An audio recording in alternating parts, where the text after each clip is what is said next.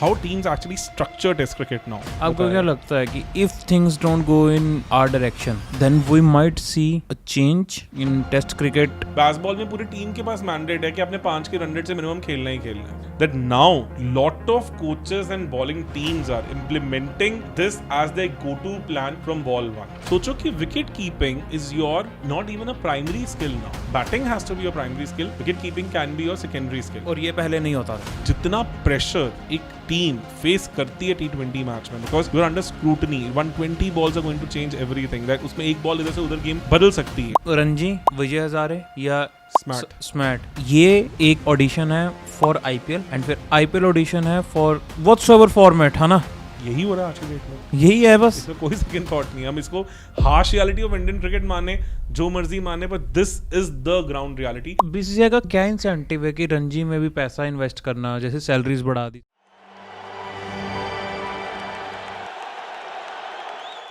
Hello everyone, welcome to first umpire. So जब हम impact की बात करते हैं, T20I क्रिकेट की बात करते हैं, और फिर हम ये बात भी करते हैं कि टेस्ट क्रिकेट में हम सब ने ही देखा, मतलब ऐसा नहीं है कि किसी ने भी नहीं देखा, सब ये जग जाहिर बात है कि जो टेम्पो है बैटिंग का वो बढ़ गया, स्पीड बढ़ गई है, रन रेट बढ़ गया है. जहाँ 1.5 2 के रन रेट से खेलते थे प्लेयर, आज वो 6 की रन रेट आम हो गई है. बिल्कुल सही. तो जब हम स्टार्ट करते हैं, पहले हम अलग अलग टॉपिक्स चूज कर रहे हैं, मतलब कि क्या क्या इम्पैक्ट है.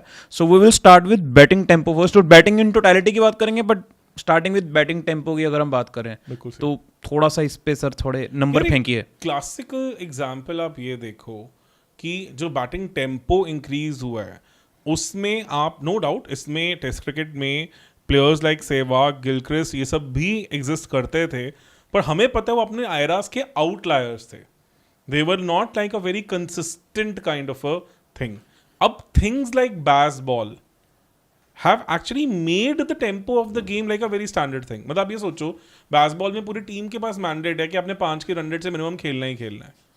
उस हिसाब से कहानी चल रही है. अब ऋषभ पंत को देखो, 111 बॉल 146 की नॉक वो इंग्लैंड में खेल के आए थे एडवेस्टन में 2022 में. Do we even expect those kind of innings in test matches?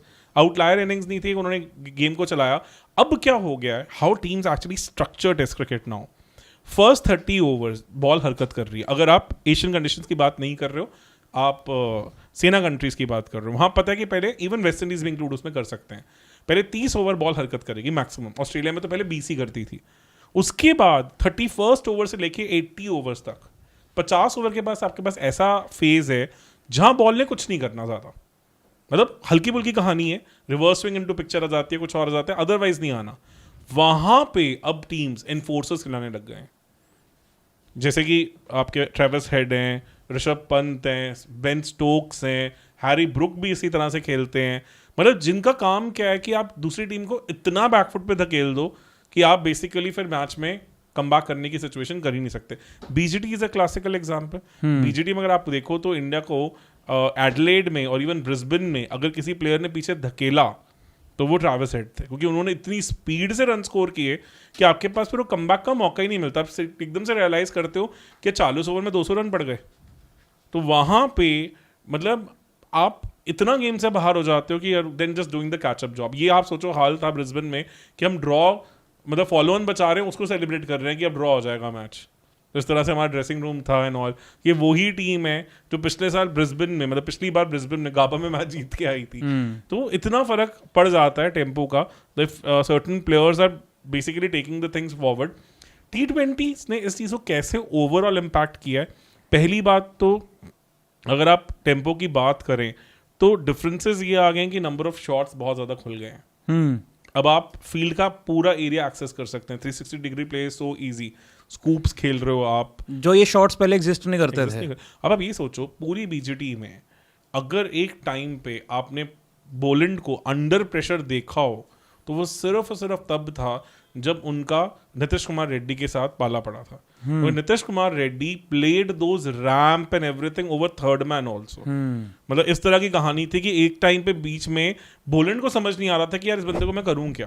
पर जब हम ये जो आपने बात बोली कि जो ये नए शॉट्स भी आ गए जो T20 में थे, वो जब टेस्ट में आ जाते हैं तो उसमें तो आपको गैप्स ही गैप्स दिखते हैं फिर उन शॉट्स के लिए, तो खास करके. पर इसी चीज़ का क्रिटिसिज्म भी मिलता है जब आपको प्लेयर्स जैसे जो रूट जैसे प्लेयर जब रिवर्स स्कूप मारते हुए आउट होते हैं, जहां से मैच ही बदल जाता है। काफी क्लासिक, तो ब्रिलियंट एग्जांपल दिया आपने। तो वो भी इतने ऑर्थोडॉक्स, मतलब आप ये समझो कि मतलब इसके बाद मैं सिर्फ पुजारा को देख सकता था ये शॉट खेलते हुए, कि पुजारा भी अगर ये शॉट खेल जाते फिर मेरे हाथ खड़े थे, फिर मैं कहते यही है, नई बैटिंग यही है, पुराने वो लोग चले गए। Joe Root is such a busy player, उनके पास हर डायरेक्शन में खेलने की पर ये क्या, ये क्योंकि अब ये दिमाग में आ चुका हुआ है सारे बैटर्स के ये अब कि भाई कि we have to play unorthodox as well. अब ये सोचो, आपने ना बहुत ब्रिलियंट पॉइंट रेज किया। This happened in the third test match, जिसमें Ashwin mid of the test match में वापस चले गए थे, फिर वापस आए जब इंडिया में इंग्लैंड खेलने आई थी। इस पर्टिकुलर इनिंग्स के बाद जो रूट ने भी अपना पाथ करेक्शन किया। उसके बाद जब वो रांची खेलने गए, he scored a beautiful 100 and he played the way he plays. तो obviously tempo is important, but I think हर टीम ने वो रोल क्लैरिटी भी दी हुई है। स्मिथ ऐसे नहीं खेलेंगे, लबूशान ऐसे नहीं खेलेंगे। मानुस लबूशान ने इस बीजीटी में भी पुरानी करने की कोशिश की है न्यू बॉल को, कि फिर हेड आएंगे वो मारेंगे। मेरा काम है कि मुझे, मतलब मैक्सवेनी ने भी यही कोशिश की कि हमने बॉल पुरानी करनी है। तो आई थिंक ये भी बहुत इंपॉर्टेंट है कि whether you are able to give that clarity to your team कि किस बंदे का ये रोल है। मतलब अब ब्लाइंडली आप एक चीज में नहीं जा सकते। नो डाउट टेम्पोज इंप्रूव हुए हैं, पर टीम्स की अब देखो, तभी Bazball as a terminology was an over exploitation of the tempo thing. तो ऐसा नहीं हो सकता कि हर चीज आपके अकॉर्डिंगली आपके फेवर में ही काम करें, और वहां पे उसके रेपरकशंस हमने देखे ही हैं कि उसके बावजूद भी अगर आप WTC फाइनल्स की बात करो तो इंग्लैंड कहाँ कंटेंशन में था। तो you have to balance it out. I would personally say कि वहां पे आपके पास जब आप जैसे नीतीश कुमार रेड्डी, ऋषभ पंत हो गए, टू एन एक्सटेंट इवन और भी प्लेयर्स हैं आपके पास, इवन रोहित शर्मा ने ऐसा काम बहुत किया है जो टेम्पो को इम्प्रूव कर सकते हैं, रीसेट कर सकते हैं गेम को। पर आप विराट कोहली से ऐसा एक्सपेक्ट नहीं करेंगे, उनको आपको एज अ प्योरिस्ट ही खिलाना पड़ेगा। आप KL राहुल से एक्सपेक्ट नहीं करेंगे, जबकि उनके पास भी हर तरह की गेम है कि वो एज अ प्योरिस्ट ही खेलें, वो सही होगा। तो I think there has to be balance. आपने बहुत क्लासिकल एग्जांपल पकड़ा कि Joe Root cross the line there. पर अब यहीं पे ही बात करते हैं कि बैटिंग टेक्निक, क्योंकि हम ऑलरेडी बहुत बार ये बात करते हैं कि ओपन स्टांस अब हम ज़्यादा खेल रहे हैं। T20I में बहुत ओपन स्टांस है, बैट क्राउच नहीं करते हैं, क्राउच नहीं करते, बिल्कुल सही। जो ट्रेडिशनल टेक्निक्स होती थी। अब वो टेक्निक्स जब हम देख रहे हैं तो क्या वो जो डिसमिसल्स देख रहे हैं हम जो बैटर्स के, वो क्या वो इसलिए क्योंकि अब वो ओपन हो गए हैं, या इसलिए भी है कि ओपन भी हो गए हैं पर साथ ही साथ जो एक वो बॉल एरा आ गया है उससे भी गेम बदल गई है। तो ये जो हम देख रहे हैं कि अब बड़े बड़े स्कोर्स नहीं बनते, अब 600 700 रन नहीं बनते अनटिल अनलेस वो मैच पाकिस्तान में हो रहा है। तो वो हमें दिखते नहीं अब टेस्ट क्रिकेट में। हमें ऐसा लगता है कि अगर 350 भी मार दिया तो डिक्लेयर कर दो। मतलब ये नौबत आ गई है 350 में डिक्लेयर। एशेज में एजबास्टन की फ्लैट विकेट पे भी इंग्लैंड ने 382 फॉर 8 पे डिक्लेयर कर दिया था, and they scored at like, उनके पास दिन भी थे 70 समथिंग ओवर में, तो उन्होंने स्कोर कर दिए थे रन। काफी अच्छा आपने पॉइंट बोला। इनफैक्ट ये बॉबल बॉल एरा में ये एक्चुअली में बहुत मेजर कंसर्न है कि अब क्राउचिंग बैटर्स भी कम हो गए हैं। तो अपराइट पोजीशन के साथ आप ओपन स्टांस के साथ जो बॉल पड़ के बाहर निकलेगी, और जनरली जो स्टंप्स को एम करती है, जिस तरह से जनरली कमिंस करते हैं कि वो मिडिल स्टंप से लेके ऑफ स्टंप को एम करने की कोशिश करते हैं, वो ऑब्वियसली अब वनरेबिलिटी आएगी। जब आप बैट टैप कर रहे थे तो आप जनरली बॉल के नीचे ज्यादा अच्छा आ रहे थे। अब because of your open stance, जैसे कि जो जनरली रोहित शर्मा के साथ बहुत बड़ी प्रॉब्लम रही है, पहले वो अंदर आने वाली बॉल पे फंसते थे, कैंची हो जाते थे, अब वो जनरली पड़ के जो बॉल बाहर जा रही है उस पर तंग हो रहे हैं because of open stance and high back lift. तो ये है concern, no doubt about it कि आपने, पर ये ना इसका एक और रीजन भी है कि हमने जो लास्ट 30 ईयर्स में देखा है कि बॉलर्स काफी ज्यादा हिट द हार्ड लेंथ वाले भी आ गए हैं। Generally 6 to 8 metre length has become a more traditional test match length. जो 4 to 6 होती थी पहले, जो 4 to 6 होती थी, पहले बॉल आगे रखते थे, क्योंकि अब पहली बात क्या होता था कि आगे वाले बॉल पे उतना एग्रेशन देखने को नहीं मिलता था। तो bowlers generally used to prefer कि बॉल निप करे, स्विंग करे, ये सब करे।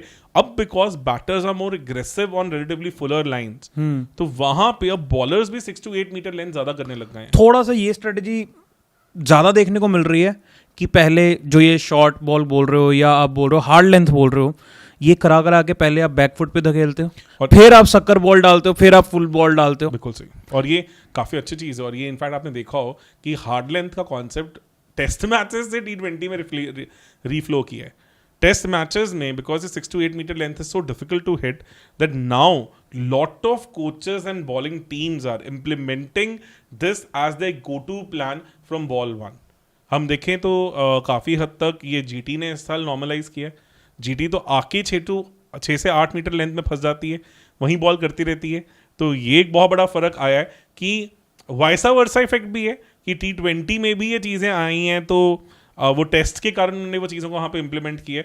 और एक और चीज़ भी है Ritesh that you have to understand कि टेस्ट मैचेस में पहले ना, मतलब आप अगर 96 से लेके 2015 तक का एरा देखो, before even wobble ball also came into picture, defensive lines क्या होती थी, 6 to 8 मीटर लेंथ में करते रहो, पेशेंस पे वर्क करो, कभी ना कभी तो बॉलर बैटर को निक करवा ही देगा. अब बॉलर्स ऐसा नहीं करते हैं. अब क्या हो गया है, एक तो जो बॉलर्स के स्पेल्स हैं वो रिलेटिवली छोटे हो गए हैं. अब 4 to 5 over, 3 to 4 over burst में कैप्टन उन्हें थ्रू आउट रोटेट करते रहते हैं. Because this innovation has happened because of T20, क्योंकि आपको पता है कि आपको बॉलर रोटेशन के साथ कभी भी बैटर को सेटल नहीं होने देना. एंड उसके चलते आप लेंथ वेरिएशंस भी ज्यादा देखते हो टेस्ट मैचेस में, कि मतलब मिक्स ऑफ थिंग्स चल रही हैं. अगर आप देखो तो कटर्स आ गई हैं, स्लोअर बॉल्स आ गई हैं. आप क्लियरली देखो जब 2018 में मेलबर्न टेस्ट मैच में बुमराह ने स्लोअर बॉल पे शॉन मार्श को LBW किया था just before I think lunch या टी ब्रेक थी, तो एवरीबडी वाज पजल्ड कि ये क्या हो गया. And Marsh was also bamboozled. उन्होंने रिव्यू तक नहीं लिया था, नो डाउट एम्पायर्स कॉल था, आउट था, बट रिव्यू नहीं लिया कि वो, मतलब इतने वो पजल्ड थे कि वो सीधा ड्रेसिंग रूम चले गए वापस. और हमने वो सेम चीज लॉर्ड्स में भी देखी कि जब 3 विकेट्स बची हुई थी और नहीं आउट हो रहे थे, तो रॉबिन्सन को अराउंड द विकेट जाके स्लोप यूज करके ऑफ कटर करके बुमराह ने फंसाया. तो इस तरह की चीजें नहीं होती थी टेस्ट मैचेस में. तो ये भी नया होना शुरू हुआ है टेस्ट मैचेस में, जिसके चलते आपका वो जो हाई बैकलिफ्ट है वो और रिस्की हो जाता है, बिकॉज फिर आप उतनी जल्दी बॉल पे नीचे आ भी नहीं सकते जो Fuller slower balls and all आती हैं. तो ये टेस्ट मैचेस में पहले नहीं होता था. तो ये बहुत बड़ा वेरिएशन है जो हमने देखा है, जो बॉलिंग में आने लग गया. उसके कारण टेक्निक्स भी फिर वो डिमांड करती हैं. पर क्या आपको लगता है कि वॉबल बॉल्स को जो, मतलब वो भी रिसेंट टाइम में ही आई हैं ज़्यादा, वैसे तो ये कहना तो गलत होगा कि T20 है इसका उसमें कोई रोल है, क्योंकि वॉबल बॉल तो अपने आप में, वॉबल बॉल तो 90s में भी एग्जिस्ट करती थी. Courtney Walsh was a brilliant exponent of that. बहुत अच्छे से वॉबल बॉल करते थे. मैंने बताया था कि ईशांत शर्मा ने जब पर्थ टेस्ट मैच में रिकी पॉन्टिंग को फंसाया था तो उन्हें वॉबल बॉल पे ही फंसाया था. बट उसका स्ट्रक्चर्ड अप्रोच ऑब्वियसली सबसे पहले आसिफ लेके आए हैं, मोहम्मद आसिफ. उसके बाद इंग्लैंड ने उसे पकड़ा, एंडरसन ने पकड़ा, ECB के पास वो पहुंची, फिर ऑस्ट्रेलिया के पास पहुंची पिटरसर्टल के थ्रू, एंड फिर इंडिया में भी धीरे धीरे करते सबके पास आ गई है. और उसमें भी लाइन्स, लेंथ्स, बहुत सारी वेरिएशन, बहुत कुछ आ गया है. एक जो चीज़ T20 ने काफ़ी अच्छे से टेस्ट को सिखाया है वो मुझे लगता है यूज़ ऑफ डेटा भी है. बिकॉज मैंने अभी रिकी पॉन्टिंग की एक पीछे इंटरव्यू सुन रहा था, तो रिकी पॉन्टिंग ने कहा कि हमारा पूरा फोकस वो 120 बॉलों में से एक ऐसी बॉल ढूंढने का होता है जिसके ऊपर मैच का पूरा रिजल्ट लिखा हुआ है. तो we are trying to marginalise those errors and trying to basically pinpoint those balls which can change the outcome of the match. हमारा पूरा फोकस उस पर रहता है. तो when you are pinpointing it to such a narrow precision, तो वो चीज़ें कहीं ना कहीं ट्रिकल डाउन होकर टेस्ट में तो आएंगे. अदरवाइज टेस्ट में क्या होता था, बैटर की पेशेंस पे खेल रहे हो आप, एक ही प्लान के साथ लगे हुए हो, who is going to blink first is going to basically go, वो कहानी होती थी. अब वो चीज़ें इतनी नहीं है. अब ऑब्वियसली बॉलर्स भी out of the box plan करने की कोशिश करते हैं और बैटर्स भी उन्हें आउट थिंक करने की कोशिश करते हैं. अच्छा, एक और मेरा क्वेश्चन है कि जैसे अब तो हमें मालूम है कि बॉल के साथ छेड़छाड़ नहीं होती है, पर पहले बहुत ज़्यादा होती थी. पर इतनी ज़्यादा होती थी तब भी उतने रन नहीं, मतलब उतना आपको दिखता नहीं था कि अग्रेशन आ गया बॉलिंग में जितना आज. अभी ऐसा लगता है कि मतलब सैम करन भी आते हैं तो वो भी धज्जियाँ उड़ा देते हैं उनके दिन पे, जबकि हमने पुराने टाइम के बॉलर्स जो देखे हैं, फास्ट बॉलर्स देखे हैं, वो अच्छे खासे पेस वाले देखे हैं. और वो जब बॉल के साथ छेड़छाड़ करते थे, चबाते थे या हज़ार चीज़ें करते थे, तो तब भी हमें उतना ज़्यादा क्यों नहीं दिखता था? क्योंकि बैटिंग डिफेंसिव इतनी ज़्यादा थी कि वो उसको भी सह लेते थे. देखो वो एराज ना हमने शायद अच्छे से ऑब्जर्व नहीं किए. जब रिवर्स स्विंग का पीक आया था, जब वकार यूनिस और वसीम अकरम अपनी पीक पे थे, एक ऐसा टाइम भी था जब वकार ने आई थिंक 14 इनिंग्स में कुछ 72 विकेट्स ली थी. 14 इनिंग्स में तो मतलब हर इनिंग में 5 विकेट्स। पंजा चल रहा था, 14 नहीं होगा तो 16 होगा, but he was pretty much as deadly as this in that particular era. was 92-93 के राउंड 2 साल उनका ऐसा डोमिनेंस रहा है कि कोई टच भी नहीं कर पाता था उन्हें अक्रॉस ऑल eras, मतलब across all pitches, conditions and all ये सब चीजें। तो just that we don't celebrate that part that much कि रिवर्स स्विंग ने क्या डेवस्टेट किया, कैसे चीजें की, बिकॉज ऑब्वियसली वो एक लिमिटेड सेट ऑफ बॉलर्स के पास ही था। इसी से मुझे आइडिया आया एक और members only podcast reverse swing के अवर, क्योंकि लोगों के लिए काफी इंटरेस्टिंग रहा इस आईपीएल में, काफी ज्यादा रिवर्स स्विंग देखने को मिली है हमें। So maybe we can have one dedicated podcast on reverse swing as well. हाँ, कि उसे कैसे नेगेट किया, कैसे वो रेलेवेंट्स में थी, कैसे वो इररिलेवेंट हुई, दोबारा रेलेवेंस में वैसे आई। हमने एवोल्यूशन ऑफ फास्ट बॉलिंग में इसको कवर करा है। हाँ, कोशिश की है, पर हमने जस्ट भी touched upon it. Maybe we can expand it later on, उसे भी डाल आधे पौने घंटे का हो जाएगा। हाँ, no doubt about it, because ये स्किल अब जेनरिक इतना हो गया इसलिए वो दिखता नहीं है कि हमें टेल इन करती हुई बॉल्स पहले सरप्राइज करती थी, अब वो नॉर्म लगती है कि ठीक है यार होनी है, खेलना है, इस हिसाब से बैटिंग टेक्निक्स इंप्रूव हो गई है। देखो, I personally believe that batting has always evolved. वो जितना मर्जी लोग कहें कि पहले ये था, पहले वो था, देखो डिफरेंस क्या आ जाता है, why we have to celebrate certain players जिन्होंने सारे एराज खेले हैं, जिनका करियर 15 साल 20 साल वाला है, वो लेजेंड्स हर वॉल्यूम में, जैसे कि विराट कोहली ने भी सारे एराज खेले हैं, सचिन ने भी खेले हैं, जो लंबे एराज खेलते हैं, they have seen the evolution and still been able to adapt to the new part and still able to produce results. वो चीजें आ जाती हैं, इसलिए हम उन्हें ज्यादा सेलिब्रेट करते हैं। पर अगर आप ओवरऑल देखो तो डेटा एनालिटिक्स इतना ज्यादा यूज होने लग गया है। उस दिन जेरार्ड किम्बल खुद बता रहे थे कि एंडरसन के पास मोबाइल में एक ऐप है जिसमें उनके पास हर तरह की माइक्रो डिटेल होती है। तो एक बैटर के बारे में वो ऐप से देखते हैं और उसके बाद जाके सीधा मैच में इंप्लीमेंट कर देते हैं। ये चीजें मैकग्राथ अपनी मेमोरी पे करते थे, पर अब आप सोचो कि बॉलर्स जो शायद मैकग्राथ जितने जीनियस नहीं भी होंगे, उनके पास भी प्लान्स हैं। आप सिंपल सा एग्जांपल देख सकते हैं कि प्रसिद्ध कृष्णा ने जब सिडनी मैच में बॉल करने आए तो before lunch he was praying all over, short ball की सामने का स्क्वायर लेग के ऊपर से छक्का मार दिया था स्मिथ ने। वापस गए वो लंच ब्रेक में, ही सैट डाउन विद मॉनी मॉर्कल, he sat down with the data analyst, he worked on his lines and lens, कहाँ मैं कर रहा हूँ। वापस आए, 3 विकेट्स डाल के मैच पलट के रख दिया था उन्होंने एक बार। तो मतलब एक बार ऐसा लगा था कि इंडिया काफी तगड़ा इजीली मैच में आगे निकल गई है। मतलब वहां पे वेब्सटर को उन्होंने फंसाया, स्मिथ को उन्होंने फंसाया, 3 विकेट्स वो अपनी हल्का सा वो लाइन एंड लेंथ को एडजस्ट किया and he became such a deadly bowler all together. तो ये चीजें पहले कहाँ पॉसिबल थी? पहले कई बार इन लेंथ्स एंड लाइंस को एडजस्ट करने में लोग एक एक सीरीज निकाल देते थे। जब अगर श्रीनाथ 96-97 में साउथ अफ्रीका गए, उनको अगली बार जाके समझ आया कि साउथ अफ्रीका में कौन सी लेंथ है जहां करने का फायदा है। 1 या 2 सीरीज के बाद बॉलर्स को फिगर आउट करने में लग जाता था। मोहम्मद शामी 2013-14 में इंग्लैंड गए, he was beating the band all up but he was not getting any wickets because just एक और फुट आगे जाना था या एक और यार्ड आप कह सकते हो आगे जाना था, वो मोहम्मद शामी उससे नहीं सोच रहे थे।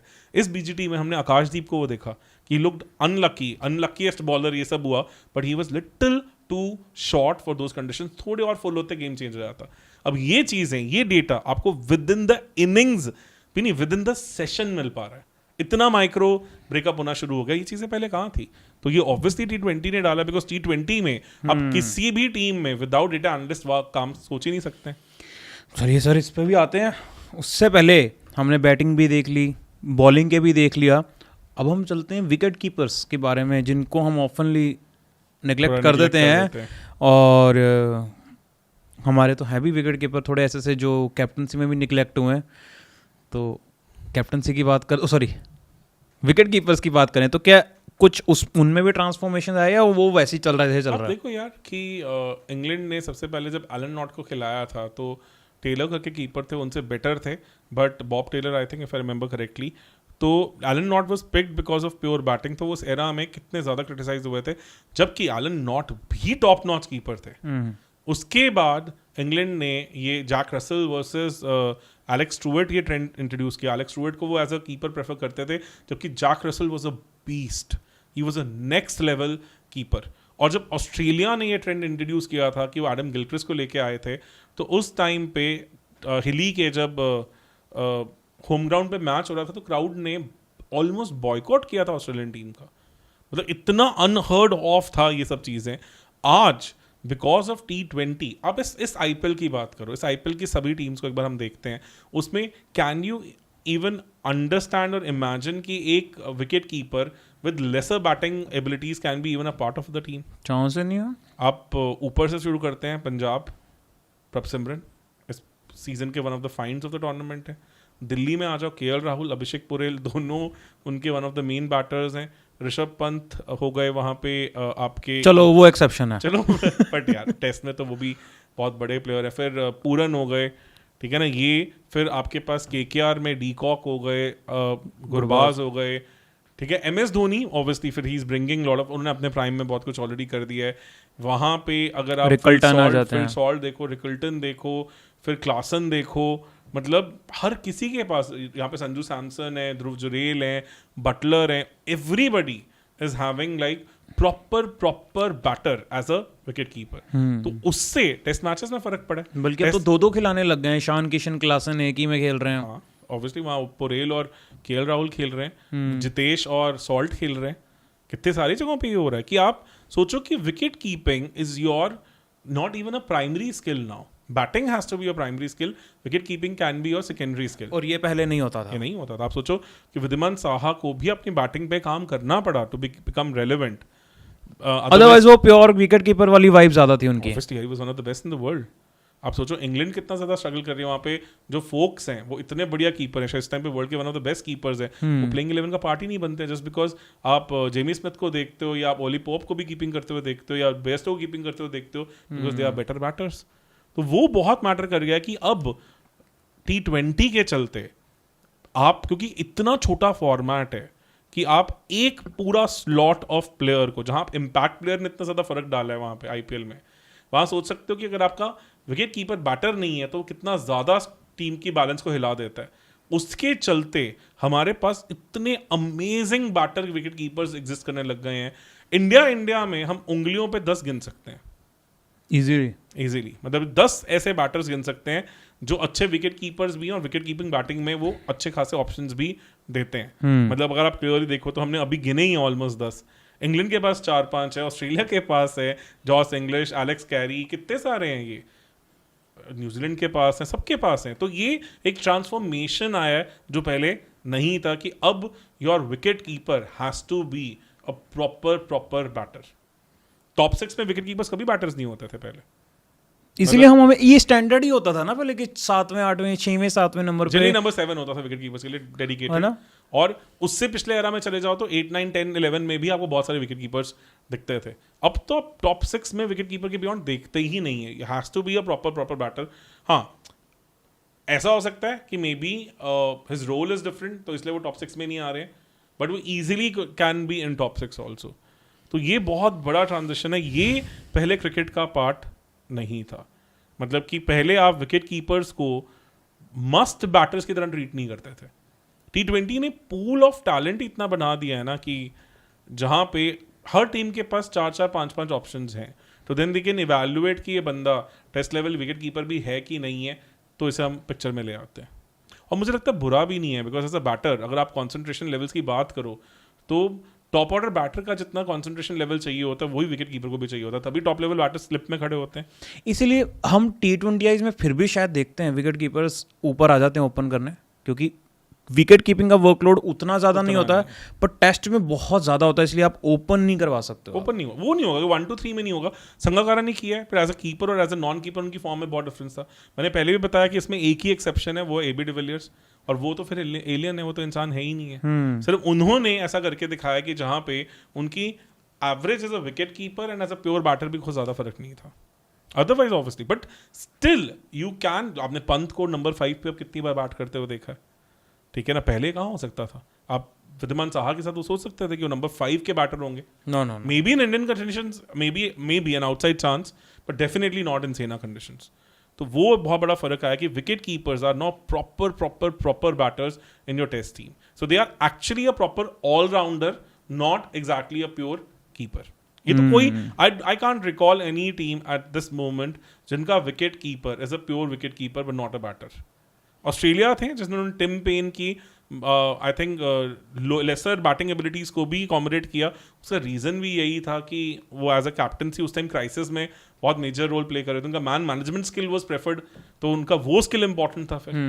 अदरवाइज तो इनफैक्ट अब आप ट्रिपल देखने लग गए हो, आप सोचने लग गए हो कि पंत को आप कैप्टनसी की भी बात कर रहे थे, MS धोनी इंडिया के कैप्टन रहे हैं, बटलर ने कैप्टनसी की है, तब तो वो चीजें भी होने लग गई हैं। जो हमने एवोल्यूशन ऑफ विकेट कीपर्स, अगर गाइज आपने एवोल्यूशन ऑफ विकेट कीपर्स नहीं देखा विकेट कीपिंग, तो प्लीज़ वो भी देखें, आपको थोड़ा कॉन्टेक्स्ट मिलेगा कि हम उसके बारे में भी बहुत ज़्यादा बात नहीं कर सकते, पर ये सारी चीज़ें हमने बात करी हैं कि पहले as a pure wicket keeper जो 10वें 11वें नंबर पर बैट करते थे, फिर थोड़ा बहुत बैट करने वाले विकेट कीपर्स आए, फिर प्राइम विकेट कीपर्स आए जो बैटिंग क्या मतलब वो गेम ही चेंज कर देते थे, एंड देन फिर हमने देखा कि जो कैप्टन से भी मिलने लग गए विकेट कीपर्स को। तो ये एक एवोल्यूशन है जिसके बारे में बड़ा डिटेल्ड हमने ये मेंबर्स ओनली पॉडकास्ट ही है, और ये T20 ने काफी ज्यादा स्पीड अप किया है ना, काफी ज्यादा। ऑब्वियसली आप खुद क्लियरली देखो कि MS धोनी का कैप्टनसी करियर कहाँ से अनलॉक हुआ, 2007 की T20 वर्ल्ड कप से। तो वहां से पीपल सॉ कि हाँ यार इस बंदे में लीडरशिप क्वालिटी है, he can be your next potential captain, and then ODI फिर टेस्ट सब कुछ में वो ऑल फॉर्मेट कैप्टन बन गए।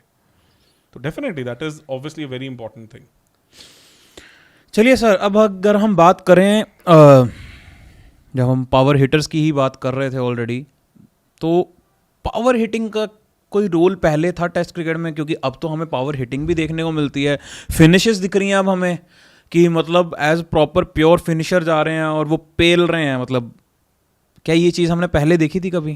थे यार, पर बहुत कम लोग थे। आप देखो कि इयन बोथम थे, आपके पास कपिल देव थे, पर वेरी वेरी रेयर ये इंट्रोड्यूस हुआ। नो डाउट पावर हिटिंग काफ़ी हद तक आई थिंक गिलक्रिस्ट लेके आए, फिर ओपनिंग में सहवाग लेके आए, पर ये बहुत रीसेंट फिनोमेना था। T20 के बाद ये चीज़ें चेंज हो गई हैं। T20 के बाद डिक्लेरेशंस बहुत चेंज हो गई हैं, बिकॉज अब टीम्स को पता है कि फाइनल इनिंग्स में भी चेज हो सकता है। आप ये सोचो 2013 में जोहान्सबर्ग में इंडिया खेलने गई, इंडिया ने 458 का टारगेट साउथ अफ्रीका को दिया था, 458, एंड साउथ अफ्रीका 450 फॉर 7 थी जब ओवर्स खत्म हो गए थे। तो वो तो 60 समथिंग रन हमको 14-15 ओवर में चाहिए थे। वो तो कुछ विकेट्स गिर गई उस टाइम पे एंड ऑल, एकदम से they decided not to go for the chase, otherwise हम 458 का टारगेट भी चेज होते देख लेते। तो ये सारी चीज़ें तो अब रिसेंट पास्ट में हमने कितनी सारी मैजिकल चेजेस देखी हैं। हेडिंगली में हमने इंग्लैंड को 360 प्लस का टोटल चेज करते हुए देखा, हमने साउथ अफ्रीका में श्रीलंका को जिसमें परेरा ने 100 मारा था, 150 समथिंग आई थिंक स्कोर्ड, वो होते हुए देखा। ये चीज़ें हम पहले कहाँ देखते थे, ये चीज़ें पॉसिबल ही नहीं थी। हमने गाबा में 330 चेज होते हुए देखा इन अ सिंगल डे, अदरवाइज आप 90 ओवर्स देखते और आप 320 प्लस का टारगेट देखते तो teams would have started going for draws only, या विकेट्स बचाओ करो। इनफैक्ट उससे पिछले मैच में भी सिडनी में 400 समथिंग का टोटल था और वहां पे भी Rishabh Pant was going for the win. अगर वो ऋषभ पंत और पुजारा कंसेक्यूटिव ओवर्स या आसपास वाले उसने ना होते तो शायद इंडिया उस मैच में भी चीज के लिए चला जाता, और शायद अगर उसमें रविंद्र जडेजा इंजर्ड ना होते तो ये चीज़ें हुई हैं। हमने बांग्लादेश में वेस्ट इंडीज को एक बड़ा टोटल चेज करते हुए देखा है, हमने इंग्लैंड को देखा है कि they have gone for big chases. Edgbaston में एज आई मेंशन कि 378 भी डिफेंड करना पॉसिबल नहीं था इंडिया के लिए। तो ये चीज़ें तो पहले गिवन होती थी। अब ये सोचो सबसे बड़ा डिफरेंस क्या था 2021 में जब इंडिया इंग्लैंड गई, they were so conservative that they were going for draw in 4th test match Oval में विद अ सिमिलर सा टारगेट। बहुत ज़्यादा फर्क नहीं था उसमें, मतलब अगर मुझे याद हो तो इंडिया ने उसमें 360 समथिंग का टारगेट दिया था, सिमिलर और बेटर बैटिंग कंडीशंस में जहां कुछ ज़्यादा हो नहीं रहा था, उससे ज़्यादा ओवरों में वहां पे England went for the draw, didn't go for the victory. और उसके बाद उसी इंग्लैंड टीम ने अगले साल 2022 में just because that Bazball thing had come into their game and that influx of T20 approach was there in their game, जिसमें obviously Brendon McCullum का, स्टोक्स का बहुत मेजर रोल है। Suddenly that same England was able to chase down 378 with ease against the same bowling attack against the same opposition. तो इतना फर्क आ गया just because of mindset change in the team. तो power hitters तो definitely बहुत relevant हो ही गए। मैंने जैसे कहा है कि अब ऑलराउंड प्लेयर्स बहुत इंपॉर्टेंट है। अब ये सोचो कि BGT में हम इस माइंडसेट से गए थे कि हमें 30 to 80 ओवर्स के बीच में इम्पैक्ट प्लेयर्स चाहिए जो चीज़ों को आगे चला सकें, और वहां पे ऋषभ पंत नहीं चले तो हमारा पूरी सीरीज बैठ गया। तो मतलब this is now one very important aspect of the game कि जहां आपको लगे कि फ्लैटर बैटिंग कंडीशंस हो गई हैं, आपको दूसरी टीम को अंडर द पंप लेके आना है, वहां आपको वो लोग चाहिए जो थोड़े से अपने T20 skills, innovations, quicker declarations and all के लिए पावर हिटिंग लेके आ सके। अगर आपको पर्थ टेस्ट मैच याद हो तो वहां पे नीतीश कुमार रेड्डी और विराट कोहली ने जिस तरह से मैच को मतलब इनिंग्स को खत्म किया, वहां पे Nitish Kumar Reddy was playing that power hitter role. उन्होंने 30 बॉल में 40 समथिंग रन स्कोर किए थे, and in no time that 80 something partnership came and India was able to give an aggressive declaration to Australia. उसके चलते हमें इनफैक्ट लास्ट में 4-5 over करने का मौका मिल गया था, जिसमें हमने उनके ओपनर्स प्लस लबुशान सब साफ कर दिए थे। तो वो कितना मैटर करने लग गया, ये चीजें तो है ही है कि this has become pretty much the integral part of the game which was very selected and was limited to only a few teams, and I would say the only to a few players in the entire game। मतलब MS Dhoni लेके आया test cricket में वो power hitting, no doubt about it that. उन्होंने India में तो at least test matches में, West Indies में जब हम गए 2006 में उन्होंने वहाँ पे दिखाया, पाकिस्तान जब हम गए 2006 में उन्होंने वहाँ पे दिखाया कि जब हम सेकंड टेस्ट मैच में थोड़े पीछे हो गए थे वहाँ पे he scored almost run ball 150। तो ये सारी चीज़ें तो नो डाउट है ही हैं, बहुत ज़्यादा इंपॉर्टेंट हुई हैं। और रिसेंट टाइम्स में for quick declarations, for wresting the initiative during the phase of the match where the conditions have become flatter, क्योंकि obviously Bazball and all के चलते वैसे ही हम एक डिफिकल्ट बैटिंग एरा में हैं। तो वहाँ पे if we don't have people who can do the counter attacking, तो फिर आप बिल्कुल सिटिंग डक बन जाते हो, फिर आप उस मैच को जीत ही नहीं सकते हो। अब अगर हम बात करें कि जैसे पावर हिटिंग की बात करी, क्या वैसे ही बॉलिंग के केस में भी हमने कुछ डेथ बॉलिंग में भी कुछ वेरिएशन देखे हैं टेस्ट में? यार नहीं, टेस्ट में इतना मैटर ही नहीं करता क्योंकि it's all about taking wickets. नहीं यार, पहले क्या होता था, मैंने जैसे अभी भी बात की कि पहले हम हार्ड लेंथ और पेशेंस की बात करते थे। अब एक तो आप ये सोचो कि जो टाइप ऑफ बॉलर्स हैं वो कितने चेंज हो गए हैं। अब आपको रिस्ट स्पिनर्स ज्यादा दिखने लग गए हैं just because of T20। Otherwise अब इंग्लैंड के पास सोचो रेहान अहमद है, इंग्लैंड के पास आदिल राशिद हैं जो टेस्ट क्रिकेट खेले हैं, शोएब है वो, चलो शोएब बशीर तो ऑफ स्पिनर हो गए। साउथ अफ्रीका के पास इमरान ताहिर थे, चलो ज्यादा नहीं खेले but at least they had. India के पास लेग स्पिनर्स में अमित मिश्रा रहे हैं, शम्सी भी तो है उनके पास। हाँ चलो शम्सी टेस्ट क्रिकेट नहीं खेलते, फिर भी अब बहुत सारे ऐसे रिस्ट स्पिनर्स इनटू पिक्चर आए। कुलदीप यादव इंडिया के लिए खेल रहे हैं लेफ्ट आर्म चाइना। इंडिया के पास तो बहुत सारे ही रहे हैं ना, अमित मिश्रा कितनी देर सर्व कर रहे हैं इंडिया को। हाँ, जो टेस्ट में उतना नहीं कर पाए, कुंबले तो इतने साल रहे हैं। अदरवाइज पहले it was a dying art. Now wrist spinners, mystery spinners, आप अजंता मेंडिस देखो, he was a pure white ball product who came into test cricket and completely dismantled the teams in that era। वो काफी amazing element लेके आए into picture. ये सारी चीजें हम पहले नहीं देखते थे। अब हम अबरार को देखते हैं पाकिस्तान में, जो कि शुरू ही उन्होंने टेस्ट क्रिकेट से किया as a mystery spinner, and he was relevant also in that small career that he has played for Pakistan. तो ये मिस्ट्री स्पिनर्स हो गए, लेग स्पिनर्स हो गए, ये हम पहले कहाँ देखते थे। तो ये एक बहुत बड़ा एडिशन हुआ है जो T20 से आया है। दूसरी चीज क्या है कि स्पिनर्स अब ज्यादा स्टंप्स को अटैक करने लग गए हैं। पहले वो ज्यादा साइड स्पिन, एंगल्स, इन पे ज्यादा रिलाई करते थे, थोड़ा क्विकर बॉल करने लग गए हैं। तो LBW and bowled instead of closing fielders, वो ज्यादा मोड्स ऑफ डिसमिसल बन गए हैं।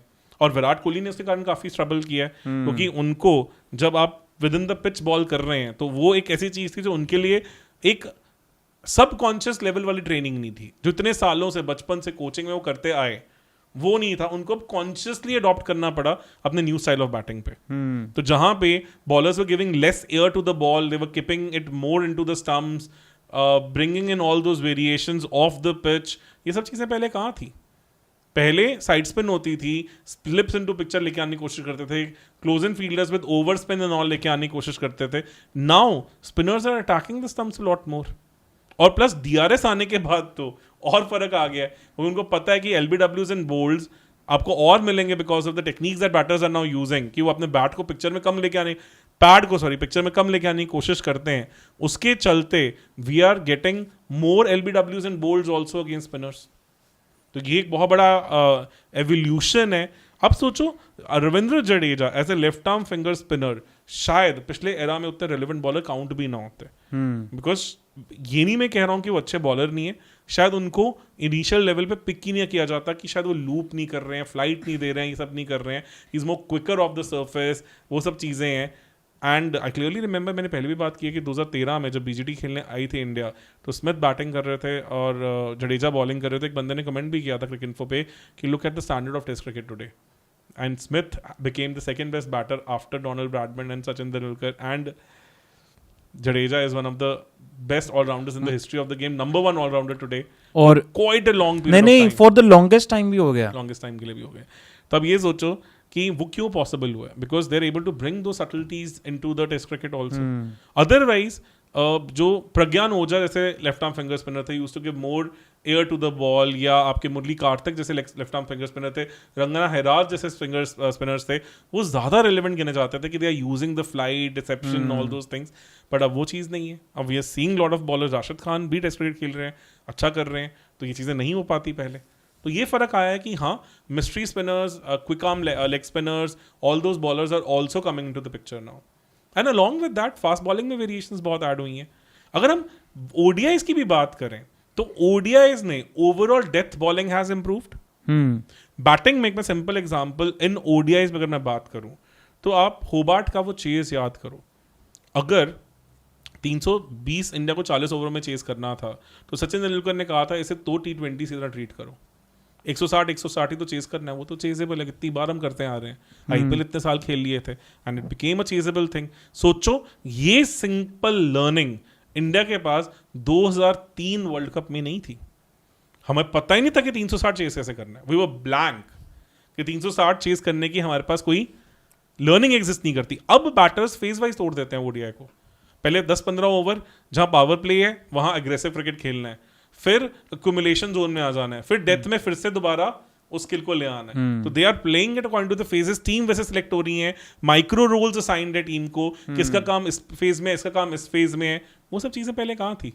अब आप एनफोर्सर्स, एक्यूमुलेटर्स, उनका एक बहुत सा ब्लेंड लेके चल रहे हो. तो ये चीजें नहीं थी. पहले बैटर इज अ बैटर ये होता था. अब स्ट्राइक रेट्स पे उसमें बहुत फर्क पड़ा है. आप सोचो कि T20 के चलते ओडीआई में आज की डेट में do you see any top order batter जो 90 से कम की स्ट्राइक रेट पे खेल रहा हो? No. In previous eras, batters like Vivian Richards, Sachin Tendulkar were the outliers. आप गॉर्डन ग्रिजन, डेजमंड हेन्स की भी स्ट्राइक रेट्स देखो, आप राहुल द्रविड़, सौरव गांगुली की स्ट्राइक रेट्स देखो, आप इवन जैक कालिस की स्ट्राइक रेट्स देखो, उन एरा के बैटर्स की स्ट्राइक रेट्स देखो. You will be shocked to see कि यार ये इस स्ट्राइक रेट के साथ मतलब ओडीआई क्रिकेट खेल भी कैसे गए होंगे. और आज की डेट में आप सोचो कि रोहित शर्मा पावर प्ले में आके 121 की स्ट्राइक रेट से खेल रहे हैं. तो ये सब चीजें क्यों हुई है कि एवोल्यूशन कहाँ से हुआ है? This has happened because of T20 cricket. That ODI has also become fast paced. 350 का चेज आज कोई बहुत बड़ा चेज नहीं लगता है. No. हमने 400 भी चेज होते देखे हैं. तो उसके लिए टेम्पलेट एग्जिस्ट करता है. लोग उस तरह से चलते हैं कि हाँ 35 ओवर तक यहाँ पहुंचना है, 30 ओवर तक यहाँ पहुंचना है, इतने ओवर्स में इतने को डबल कर देना है. ये चीजें पहले नहीं थी. एक चीज जो खास करके हमने वैसे विराट कोहली एरा में भी देखा, वो था फिटनेस एंड फील्डिंग. मैं उससे भी पहले एक छोटा सा पॉइंट और शेयर करना चाहूंगा, जस्ट बिकॉज अब एक डिस्कशन चल रहा था. आप प्रैक्टिकली स्पीकिंग ये सोचो कि सबसे डिफेंसिव फॉर्मेट कौन सा है एज अ बॉलर? T20. क्योंकि आपको पता है एक बॉल ने गेम चेंज कर देना है. उन डिफेंसिव टेक्निक्स को क्या हमने स्लॉग ओवर्स में अप्लाई होते नहीं देखा? बहुत ज्यादा. तो उससे अब बॉलर्स लाइक बुमराह हो गए, मिचेल स्टार्क हो गए, वो जो yorkers, slower balls, cutters, back of the hand, ये सब चीजें करते हैं. ये डिसीव करने वाली बॉल्स ही तो हैं. और ये जब बॉलर्स लाइक इन हार्वी लेके आए थे तो कितना रेयर लगता था कि अच्छा ये भी हो सकता है, ये चीजें भी पॉसिबल है. अब इट हैज बिकम कि कोई ऐसा फास्ट बॉलर आप देखते हो जो ये स्किल नहीं लेके आता? कोई भी नहीं. अब तो पहले तो स्टॉक बॉल्स ही होती थी. और अब यॉर्कर भी है, नो डाउट है, रिवर्स स्विंग भी है, सब कुछ है, पर उसके साथ ये चीजें चाहिए ही चाहिए. आप सोचो मार्को जॉनसन जो अभी WTC फाइनल खेलने जा रहे होंगे, पंजाब वाले मैच में वो भी आज ऑफ कटर्स एंड ऑल कर रहे थे. No doubt being a left armer वो लेग कटर बन जाती है. आपने जेमिसन को प्रॉपर लेग कटर करते देखा है, रिस्ट घुमाते हुए. These are like proper test bowlers.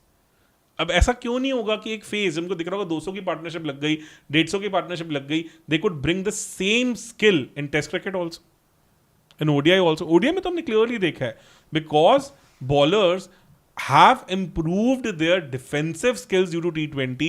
They are able to bring those skills into ODI also as well as into Test cricket also. तो जहां पे उनको लगता है कि गेम का टेम्पो कम करना है, they can bring those skills up front very easily. तो ये एक पर्टिकुलर एडिशन हुआ है जो पहले पार्ट ऑफ द गेम नहीं था। अब हम बात कर रहे थे फील्डिंग स्टैंडर्ड्स की, जो हमने विराट एरा में स्पेशली देखा कि फिटनेस और फील्डिंग क्या चेंज आया, क्योंकि हमने सारे पहले हम मोटे मोटे प्लेयर देखते थे ज़्यादा टेस्ट क्रिकेट में खास करके, यहाँ मत देखो, ठीक है, और फिर हमने एकदम से देखने स्टार्ट कर दिए जिनके एब्स हैं, वो प्लेयर दिखने स्टार्ट हो गए, या वो लोग जो जितने मर्जी रन दौड़ लें उनको फर्क नहीं पड़ता, सांस नहीं चढ़ती उनको। ये क्या उससे पहले फिट प्लेयर एग्जिस्ट नहीं करते थे, या ये ओवरडू कर दिया गया, या क्या मतलब इसके बारे में आपका क्या ओपिनियन है? यार आप ये बताओ कि मार्जिन फॉर एरर सबसे कम किस गेम में? T20 में।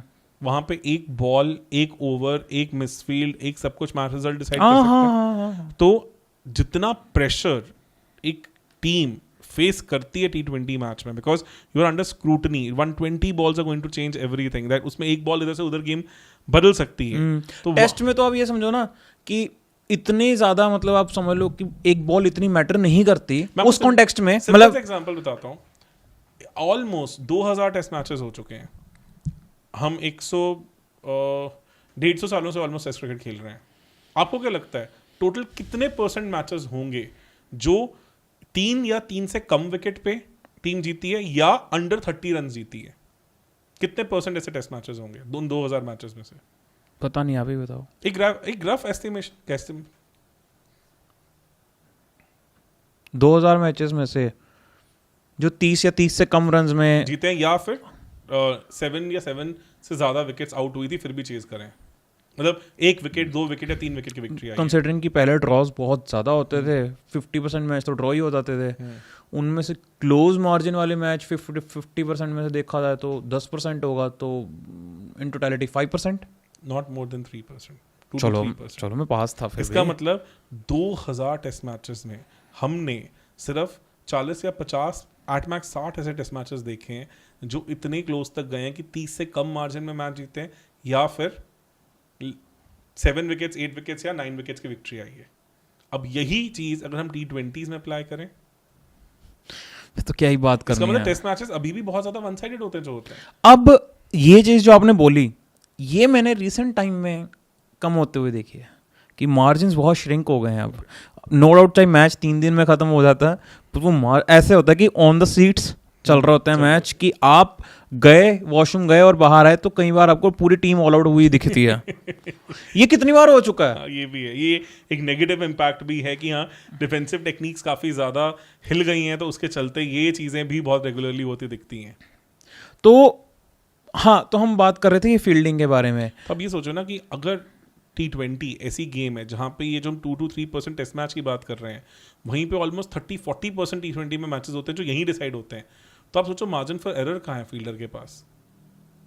तो वहाँ पे आपको हर मैच से 10 से 15 रन तो बचाने हैं ना, जो कि विनिंग और डिफीट के अंदर डिफरेंस हो सकता है।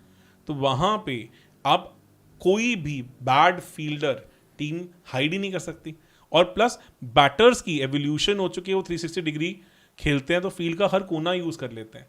वहां पे इतनी माइक्रो डिटेल्स भी होती हैं कि इस प्लेयर से मैं डबल ले सकता हूं कि नहीं ले सकता, इस प्लेयर से वो पंगा लेना चाहिए कि नहीं लेना चाहिए, क्योंकि वहां से आपका सारा गेम डिसाइड हो रहा है कि आप 180 पे हो, 185 पे हो या 190 पे हो। तो ऐसे में do you think so that you can even compromise on fielding? Yo test जैसी चीजें कहाँ थी पहले? तो they have come because the demands have gone up, plus micro trainings बहुत है, न्यूट्रिशन पे इतना काम हो रहा है, हर छोटी छोटी चीज पे इतना हो रहा है। इन टोटलिटी फिटनेस पे वैसे ही हम देख रहे हैं, एज ह्यूमैनिटी ही हम आगे बढ़ रहे हैं। इतने सारे हमारे जो पुराने ट्रेनर्स थे, जो पुराने हेल्थ एक्सपर्ट्स थे, उन्होंने इतने सारे एक्सपेरिमेंट्स कर लिए हैं कि now we have enough data as well. अब वो इम्प्लीमेंट हो रहा है और हम अक्रॉस ऑल स्पोर्ट्स देख रहे हैं, तो वो चीज़ तो हो रही है। क्योंकि it is more attractive as a viewing experience.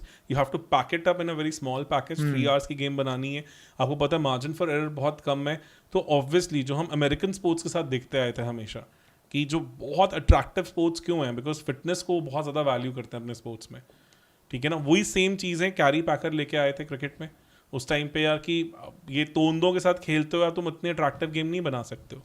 तो ODI में भी वो मार्जिन फॉर एरर था, पर T20 में वो नहीं है।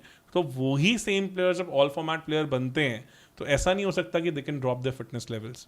और एक और चीज़ भी है, the amount of cricket that teams play now because of all these leagues and everything. कि आप एक ऑल फॉर्मेट प्लेयर हो अगर इंडिया के लिए तो आप ऑलमोस्ट साल में 10 से 10.5 महीने क्रिकेट खेल रहे हो. आपके पास 1 से 1.5 महीने का ऑफ होता है सिर्फ. तो ऐसे में how can you even survive the rigours of the sport if you are not fit enough. ये बात तो है. पर जहां हमने फील्डिंग के स्टैंडर्ड्स, एक्स्ट्राऑर्डिनरी कैचेस ग्राउंड पे लेते हुए देखे, वहीं पे हमने स्लिप कैचिंग की क्वालिटी गिरते हुए देखी. कंसंट्रेशन पे तो इम्पैक्ट पड़ा ही है ना, वो तो बैट्समैनशिप में भी ये है ना, मतलब स्लिप कैचिंग बुरी तो हुई है ना, नो डाउट अबाउट इट. और स्लिप कैचिंग में सबसे हैरान होने वाली बात है कि जो ग्राउंड फील्डर्स जितने एक्सेप्शनल हैं, हम उनको ड्रॉप करते हुए देखते हैं slip catches. Slip is more about patience. Slip catching हमेशा लिंक्ड होती है with those players who are also exceptional batters. Because test cricket में आपके पास एज अ बैट्समैन एरर नहीं है कर सकते आप. आपने कंसंट्रेशन में 1 सेकंड का लैप्स दिखाया और उस टाइम के बाद आप पवेलियन में बैठे हो और शायद अगले 2 दिन के लिए पवेलियन में बैठे हो. तो वो जो चीज टॉप ऑर्डर बैटर, अभी आप हमेशा देखना हर टीम का most of the time top order batters ही स्लिप में होते हैं because they are suppose to concentrate for longer period of time. अब because longer period of time के लिए कॉन्सेंट्रेशन लेवल्स ही कम हो गए हैं, तो that particular thing has impacted the slip fielding also. I am glad you brought this point up कि slip fielding का standard definitely come हुआ है बिकॉज कॉन्सेंट्रेशन लेवल्स पे इम्पैक्ट पड़ा है. बिकॉज हम अब उस न्यू एज में है where we are always seeking for change. हम इंफॉर्मेशन फ्लो में इतने में रहते हैं कि उसमें आपके पास बैठ के 80 ओवर वेट करना कि अब एज लगेगा, कैच आएगा, उस टाइम पे रिएक्ट कर पाना, वो चीजें कम हो गई. और अभी भी आप देखो अच्छे स्लिप फील्डर्स कौन है? Smith, one of the best batters, पुराने लोग हैं. जो रूट, ये वही लोग हैं जिनका बैटिंग स्टाइल भी वैसा सा है. पर इसमें मुझे विराट कोहली नहीं समझ आते हैं. विराट कोहली एक्सेप्शन है, उनकी बहुत बुरे स्टैट्स हैं, उनका कन्वर्जन 50% के आसपास है. उन्होंने लास्ट 10 सालों में काम किया इसके ऊपर, नो डाउट अबाउट इट. पर विराट कोहली का भी तो कंसंट्रेशन लैप्स सही है ना ओवरऑल. तो आप वहां देखो कि रहाणे फॉर दैट मैटर कितने रहाणे बहुत बढ़िया थे, तो पुजारा भी काफी डिसेंट थे. तो वही जो Laxman for that matter, Rahul Dravid, Mark Taylor, Mark Waugh, जो लोग बहुत एक्सेप्शनल कॉन्सेंट्रेट कर पाए हैं, वो उतने अच्छे स्लिप फील्डर्स भी हैं. स्टीव स्मिथ के साथ स्टीव वॉ हो गए, ये सारे वही चीजें आ रही हैं. तो यही रीजन है कि हम आज के टाइम पे स्लिप में भी जो सिंपल कैचेस है, जो दिखने में लगता है कि बिल्कुल सिंपल है, हाथ में आ रहे हैं, वो ड्रॉप होते हुए देखते हैं. बट ऑन द कॉन्ट्रेरी जो डाइव लगाने वाले कैचेस होते हैं, जो एंटिसिपेट करने वाले होते हैं, या जो बोल लो जो विद द मूवमेंट आप बॉल की तरफ चले जाते हो, वो होने के चांसेस ज्यादा लगते हैं. क्योंकि उसमें पेशेंस की गेम नहीं है, उसमें आपकी बॉडी बल्कि अडेप्टिव है और कि कितनी जल्दी आप स्प्रिंट हाँ, में पहुंच सकते तो वो वहां पे फिटनेस मैटर ज्यादा करती है. आउटफील्ड में ज्यादा ब्रिलियंस देखने को मिलती है, नो डाउट अबाउट इट. अब नेक्स्ट चलते हैं, जो कि एक बहुत ही बड़ा पॉइंट है, और वो है मेंटल शिफ्ट. कि मेंटालिटी कितनी ज़्यादा चेंज हो रखी है T20I के बाद टेस्ट में. क्या क्लियर एग्जांपल है. मतलब मुझसे ना अभी किसी ने क्वेश्चन भी पूछा था कि बेन डकेट ने ऐसा क्या किया है कि he evolved so much as an opener across different countries. कि न्यूजीलैंड गए तो वहाँ अच्छा किया, सब किया. मैंने कहा मुझे एक बहुत सिंपल डिफरेंस तो उनकी स्पिन बॉलिंग के अगेंस्ट टेक्निक का ही मैं बता सकता हूँ क्या है. 2016 में वो इंडिया आए थे, बांग्लादेश इंडिया जो टॉर था इंग्लैंड का. He was a sitting duck against Ashwin, मतलब बनी ऑफ अश्विन बन गए थे उस सीरीज में, कुछ नहीं कर पाए थे. वो सिटिंग डक वाला हिसाब था, even didn't look like a part. Then he went back, he understood his game कि यार मैं ना इन एशियन कंडीशंस में डिफेंस पे तो काम नहीं चला पाऊंगा. What I need to do, I need to develop attacking shots more. उन्होंने 8 या 9 डिफरेंट तरीके के स्वीप्स ऐड किए. Reverse sweep, delayed sweep, paddle sweep, conventional sweep, मतलब square sweep, different lofted sweep, ये सब ऐड किया. तो he added 8-9 different shots and he then said that I am going to work so hard on these shots कि sweep मेरा defence है against spin. तो this is the mental shift which is happened because of T20 कि आपने एक attacking shot को अपना defensive shot बना दिया. सेम टैक्टिक्स हमने इवन सैम कॉन्सस से देखी. मैक्सवेल नहीं खेल रहे थे उससे पहले, बहुत अच्छा बुमराह के साथ उनका मैचअप हो गया था. बुमराह का बनी से ही बन गए थे and series was on the line. Because reason क्या था कि जो बीजेटी इस तरह से प्लान थी कि पर्थ में इंडिया को रन देंगे, डे नाइट मैच उनसे खेला ही नहीं जाएगा. ब्रिस्बेन में भी अब स्पाइसी विकेट के चलते अलग कहानी होगी. ब्रिस्बेन में 2021 हम जीते थे, तब वो मैच जनवरी में था. अब दिसंबर में था, दिसंबर में द समर सीजन का जो स्टार्ट ऑफ द पार्ट होता है वहाँ पे पिचेस आर मोर स्पाइसियर, तो बहुत ज़्यादा एलियन कंडीशंस इंडिया के लिए वो हो जाती हैं. This is how BGT was planned. India वहाँ से एक एक करके बाहर निकल गया, विच ऑस्ट्रेलिया हैड नॉट इमेजिन्ड. उनको पता था कि मेलबर्न सिडनी ऐसे हैं जो बिल्कुल हमारे अगेंस्ट जाएंगे, मेलबर्न खासकर. तो Melbourne was the flattest deck, अगर हम बात करें तो था भी वैसा सही. वहाँ पे उनको पता है कि बुमराह के against they needed something new. Sam conscious came up with a completely new plan कि मैं आके रैम शॉट्स खेलूंगा बुमराह के अगेंस्ट. वो उन्होंने कभी डोमेस्टिक में भी नहीं किया था. But why he was able to bring in? Because of the white ball cricket, specially because of the T20 cricket. और Bumrah was just not ready for that assault. पहली बार मैंने बुमराह को टेस्ट क्रिकेट में आउट ऑफ आइडिया जाते देखा है, या कहूँगा सेकेंड टाइम. फर्स्ट टाइम उनका पहला टेस्ट मैच में देखा था जब उस मैच में फाफ डु प्लेसी और स्पेशली AB डिविलियर्स उनके पीछे पड़ गए थे. वो पहली इनिंग्स पहली बार बॉल कर रहे थे. Apart from that I have never seen him go out of the ideas और प्लान्स. एंड मतलब कॉन्स्टेंस ऐसा लग रहा था he got under the skin of the entire team. वो दिखा था उनके साथ. इसका मतलब यहाँ तक कि बुमराह भी मतलब हीटेड हो गए थे. खैर विराट कोहली तो धक्के धुक्के पे मारने पे आ गए थे.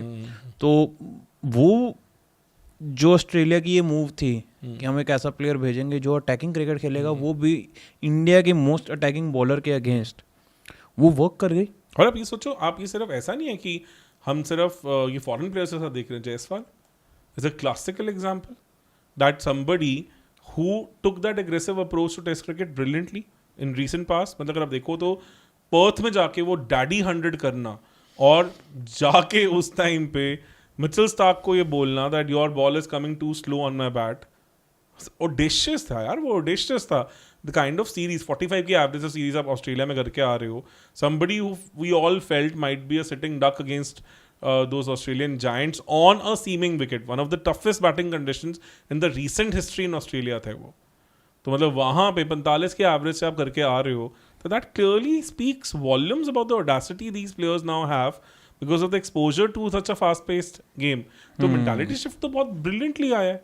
मतलब आज वो बड़े बड़े टोटल्स को कुछ नहीं समझते, बॉलर्स की रेपुटेशन तो कुछ नहीं समझते, बिकॉज एक तो लीग क्रिकेट ने ये बहुत बड़ा एक्सपोजर दिया है that you are rubbing shoulders with these legends, you're getting that kind of an exposure while being in the dressing room.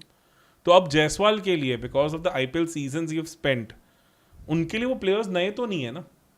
उन सब प्लेयर्स को सबको फेस कर चुके हैं कहीं ना कहीं किसी ना किसी IPL मैच में, ड्रेसिंग रूम शेयर कर चुके हैं उनके साथ. तो ही हैज दैट एक्सपोजर. तो देयर इज नो, बिकॉज कितने सारे इंडियन प्लेयर्स की हमने अगर वो पुराने एरास में बात सुनी है कि व्हेन आई गॉट सिलेक्टेड तो मैं अंदर जाके पूरा ओवरऑड था कि बस में मेरी कौन सी सीट होगी, ड्रेसिंग रूम में हर किसी का कोना है, वहाँ कैसे करना है, क्या करना है, ये सारी चीज़ें. अब तो वो चीज़ें ही नहीं होती because by the time you enter the Indian team you have rubbed shoulders with all the legends globally because of these T20 leagues. तो वो मेंटालिटी शिफ्ट तो करेगा ही. बिकॉज सैम कॉन्सर 19 साल का लड़का, वो उसके बाद लंच ब्रेक में जाके साइंस कर रहा है, सब कर रहा है as if he thought that just 40-50 जितने की वो इनिंग्स थी so that he is now the celebrity. तो वो मेंटालिटी शिफ्ट तो है ही है, बहुत मेजर मेंटालिटी शिफ्ट है. दैट फियर ऑफ अननोन नहीं रहा अब, बिल्कुल भी नहीं रहा. पर इसका डाउन साइड भी है कि आपकी जो फिर इतनी अटैकिंग क्रिकेट है कि वो ट्रेडिशनल टेस्ट बैटिंग खत्म भी हो गई. तो देखो मैचेस में फंसे भी तो जायसवाल. पर्थ में उस 100 के बाद अगर आप अगला टेस्ट मैच देखो तो एडिलेड में पहली बॉल पे फंसा दिया मिचेल स्टार्क. फुलर बॉल की, he was already playing the shot instead of getting into line of the ball and all. उसके बाद ब्रिस्बेन में फंसाया उनको. तो ऐसा तो नहीं है ना, वो दो-धारी तलवार तो है ही है. फिर कॉन्सिस को भी तो फंसाया बुमराह ने. तो कॉन्सिस ने सिडनी में तो काफी तगड़ा डैमेज भी करवा दिया था बुमराह को आके. तो obviously it is a two edge sword, no doubt about it कि वो सेंस ऑफ फ्रेशनेस भी है. तो at the same time you have to respect the limitations of the game also. और वो तो यार फिर इट्स ऑलवेज लाइक वो एक लाइन तो रहेगी जिसको आपने किस तरह से क्रॉस करना है, कब क्रॉस करना है, वो बहुत मैटर करेगा. Commercial and cultural impact. यार फिर तो टेस्ट क्रिकेट की बात ही करते हैं. सबसे मेजर इम्पैक्ट अगर हम टेस्ट क्रिकेट के ऊपर देखें तो आप ये सोचो कि टेस्ट क्रिकेट इररिलेवेंट हो जाता अगर ये लीग्स के चलते कॉम्पिटिटिवनेस को मतलब दिमाग में रखते हुए WTC ना आता. आज टेस्ट क्रिकेट का रिवाइवल क्यों हो रहा है? Because somehow WTC has kind of again made it interesting that people see it as an ICC trophy. जबकि bilateral agreements are not ICC trophy. That WTC final is ICC trophy. Day-night test matches. That is purely the addition to what we have seen in white ball cricket. कि audience के लिए ज़्यादा lucrative हो ताकि audience आए, अलग ball, अलग माहौल, अलग सब कुछ. 4-day test matches that the pace of the game needs to be increased. अभी हमने देखा इंग्लैंड और जिम्बाब्वे के बीच में टेस्ट मैच था, वो 4-day टेस्ट मैच था. तो even that is also now happening. Experimentation is taking place.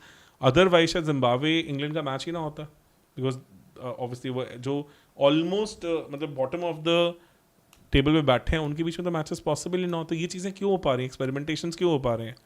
Because they know that the T20 leagues all over the world has made cricket a more commercial product. So if you're not getting aligned with it properly, you are going to get a lot तो आपको less लगता है audience कि और आप irrelevant हो जाओ. आपको लगता है कि गोइंग फॉरवर्ड 4-day टेस्ट में ज़्यादा रेलेवेंट हो सकता है? हो सकते हैं ऐसा गुड. यार देखो गेम की पेस तो बढ़ी गई है. 5वें दिन कितने टेस्ट मैच जाते हैं अब. अनलेस कोई ऐसी पिच है, फिर उस हिसाब से पिक्चर्स बनेंगी, उस हिसाब से चीज़ें बनेंगी. देखो end of the day you have to go according to the test of the game. मैं आपको ना सिंपल सा एक क्वेश्चन पूछता हूँ. 1985 में India world series of cricket जीती थी ऑस्ट्रेलिया में. उस टाइम पहली बार कलर्ड यूनिफॉर्म्स हुई थी. ऑलमोस्ट सारे टेस्ट प्लेइंग नेशंस खेले थे. 7 टेस्ट प्लेइंग नेशन से सभी खेले थे उसको. ठीक है ना, इतना बढ़िया टूर्नामेंट हुआ था. उसमें ऑडी कार भी मिली थी रवि शास्त्री को. Why didn't we see that tournament happening again? उस तरह की चीज़ क्यों नहीं हुई? 92 में जाके दोबारा coloured uniforms and everything I. इतने साल क्यों नहीं हुआ? क्यों नहीं हुआ? क्योंकि उस एरा में लोगों को लगा था ये डिस्ट्रैक्शन है, ये पजामा क्रिकेट है, ये मजाक है. This should not be encouraged. It is going to put pressure on the cricketers because of heavy scheduling, and it is not going to give anything. because entertainment perspective से कुछ भी नहीं है. Can you even imagine that kind of a scenario today, 30 years down the line या 40 years down the line? The things have changed. तो उस time के era की डिमांड्स अलग थी, अब अलग है. आज की ऑडियंस बहुत अलग है, वो उस तरह से नहीं देखती है.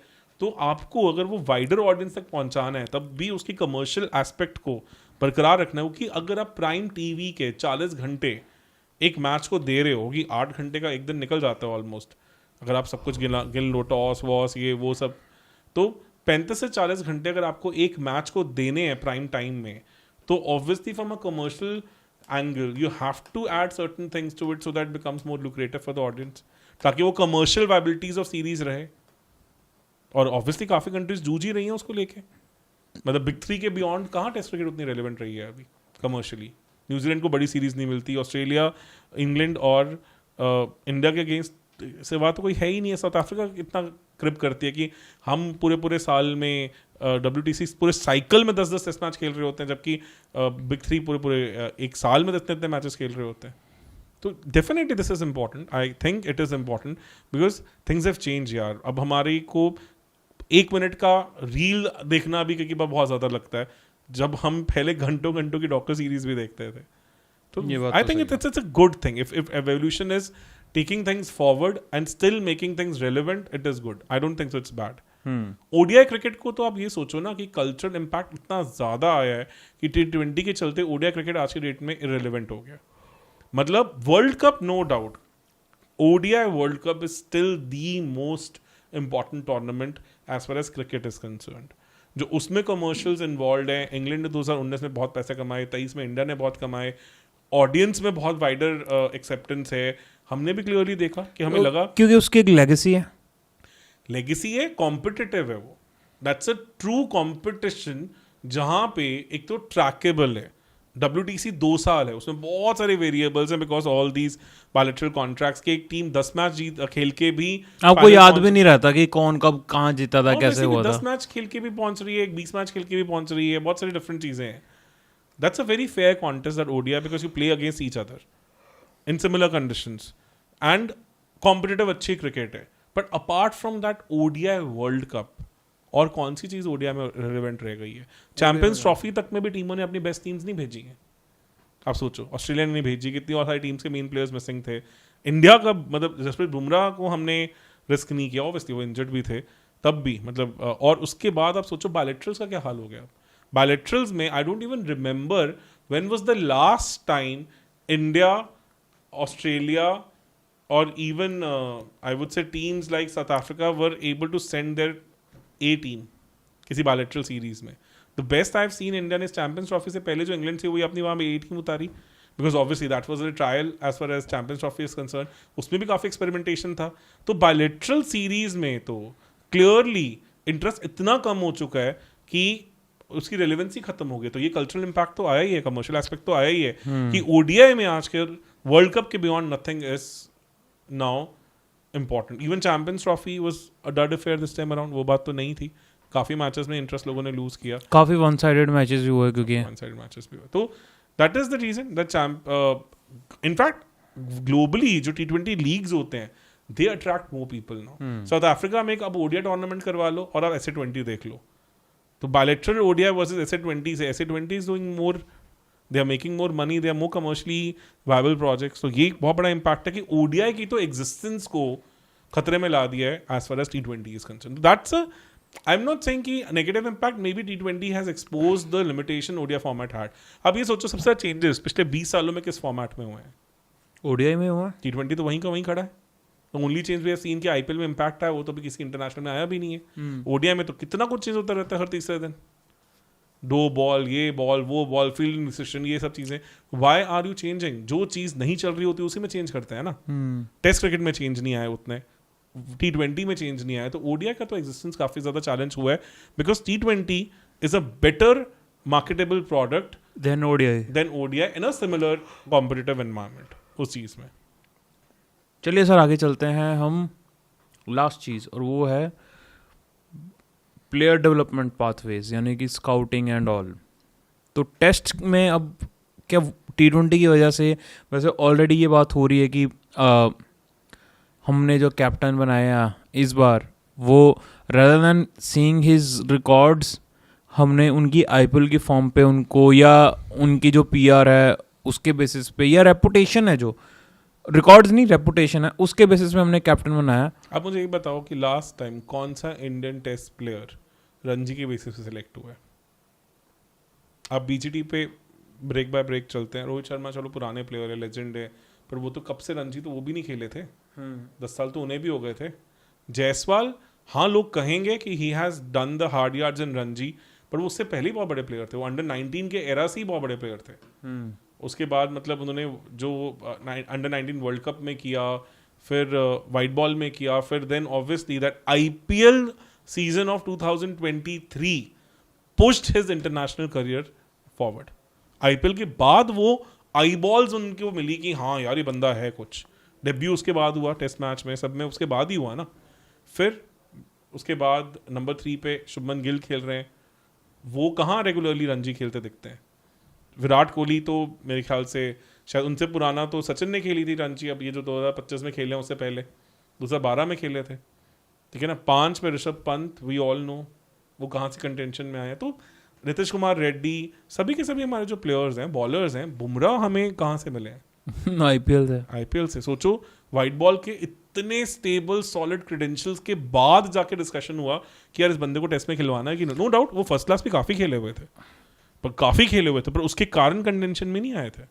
पर इसी की वजह से काफ़ी लोग रह भी जाते हैं, जैसे अभिमन्यु ईश्वरन जैसे लोग हैं जो सिर्फ और सिर्फ रणजी के बेसिस पे सिलेक्ट हुए हैं, पर उनको मौका ही नहीं मिल पाता. पंचाल हैं अभी आज गुजरात के जो रिटायर हुए हैं प्लेयर, 45 की एवरेज, इतने 8,000 से ऊपर रन, 35 की उम्र, इतने साल खेलते रहे हैं.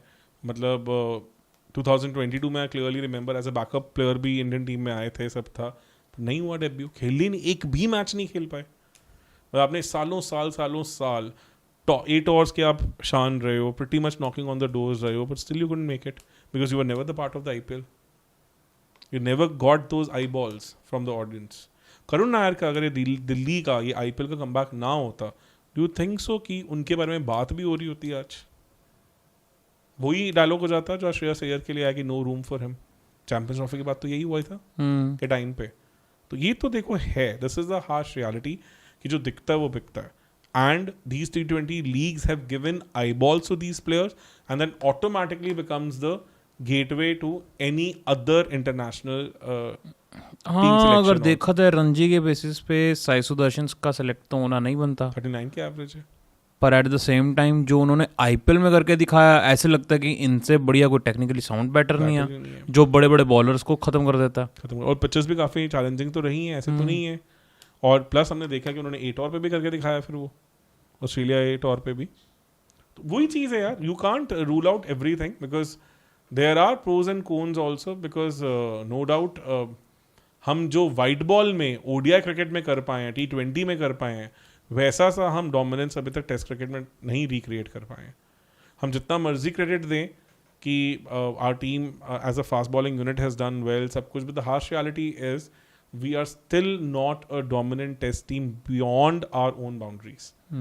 अभी भी हम जाके न्यूजीलैंड में, इंग्लैंड में, साउथ अफ्रीका में रेगुलरली सीरीज नहीं जीत रहे हैं। नो डाउट ऑस्ट्रेलिया में हमारा डोमिनेंस आ गया है, पिछले 3 बीजीटी में से 2 हम जीतते हैं और तीसरे में भी हम ठीक ठाक थे। अगर कुछ और इंटरनल कहानियां ना होते तो शायद हम वो भी एटलीस्ट ड्रॉ करके आ सकते थे, ठीक है ना। पर अभी भी इंग्लैंड में हमारी रिलेवेंस उतनी नहीं बनी है, बनानी है। 14 में हम बुरी तरह हारे, साउथ अफ्रीका में तो अभी हमारे बहुत सारे चीज़ें हैं। मतलब ये 2 अगर टूर्स हम फिगर आउट कर लेते हैं, देन वी कैन से कि हाँ, whatever the scouting, the ecosystems, the selections are going on, that is working fine. ये वाला इंग्लैंड टूर भी काफी कुछ डिसाइड करेगा। आपको क्या लगता है कि if things don't go in our direction तो then we might see a change in test cricket का? ये यार मुझे क्या लगता है ना, अगर आपको रणजी को रेलेवेंट बनाना है तो नंबर ऑफ टीम्स कम करो। इतनी टीमों के साथ होता क्या है ना कि आपने जाके अरुणाचल प्रदेश के अगेंस्ट रन मार दिए, काउंट तो आपके रिकॉर्ड में वो भी हो गया ना। पर आपको ये भी तो देखना है कि उस टीम का स्टैंडर्ड क्या था। त्रिपुरा के अगेंस्ट आपकी 100 आ गई, मतलब considering relatively teams may be, जैसे गोवा भी अभी उस लेवल पे नहीं है जो आप सोचो। ऑस्ट्रेलिया में 6 टीम्स हैं जो compete कर रही हैं रिलेटिवली। इंडिया में अगर आप मे बी क्लस्टर्स बना दें टीम्स का, या बना तो हुआ ही है वैसे तो, पर यार फिर भी टीयर 1 टीयर 2 तो बना ही हुआ फिर है। भी टीयर 1 में भी काफी टीम्स हैं अभी भी जो वीक हैं, मतलब जो टॉप टीयर है उसमें भी काफी टीम्स हैं जो उस लेवल पे compete नहीं करती हैं। तो वो मुझे लगता है कि थोड़ा टाइट होगा तो हमें और बेटर परफॉर्मेंसेस दिखेंगी और ज्यादा हमें बिलीफ आएगा कि हाँ, कि जो रणजी से निकल के आ रहा है वो बढ़िया है। और अभी भी ना यार टेलीकास्ट के ऊपर भी अच्छा काम नहीं हुआ, उससे मार्केटेबल प्रोडक्ट बनाने की कोशिश भी नहीं हो रही है। Because you have to understand, India में रणजी की और कॉम्प्लिकेशंस भी हैं। 38 टीम्स हैं।